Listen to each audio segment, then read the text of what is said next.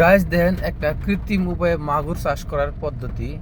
তো এনে কিন্তু মানে খাল করা হয়েছে মোটামুটি এক মানুষের মতো, নিচে কিন্তু এরকম ভাবে পাকা করা আছে।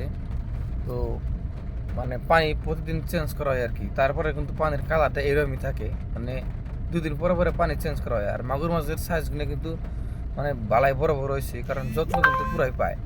আর এই যে নইলে পোল্ট্রি কুকার ভুড়ি, এনে প্রতিদিনই দোকান থেকে আইনা আইনা দেওয়া হয়। আর যখনই এই পোল্ট্রি কুকার ভুড়ি আইনা মানে এই পাগারে মাছের সামনে দেওয়া হয়, তখন কিন্তু সব মাছ একবারে খাওয়ার জন্য পাগলা হয়ে যায়।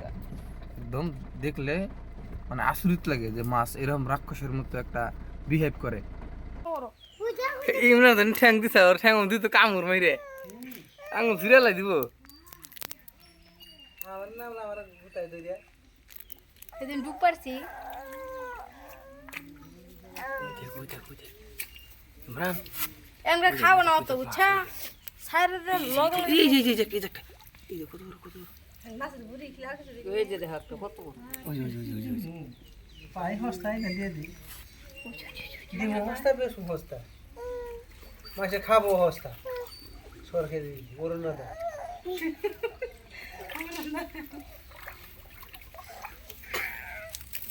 কান দেখে মা আদার দেওয়ার পরে কি জাল জল দিয়ে ঠেলে দে তুই। দেখ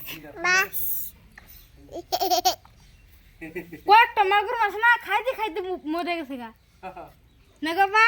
এই দিন একটা দিন মাছ খাইয়া গোয়াটা বুড়ি বেরি উঠছে নিয়ে করতেছে ট্রাক্টর করে আমার এটা দাও না, আমার দেয় তোমার দিশন দিলাম, এটা এখন আমি খামো। হ্যাঁ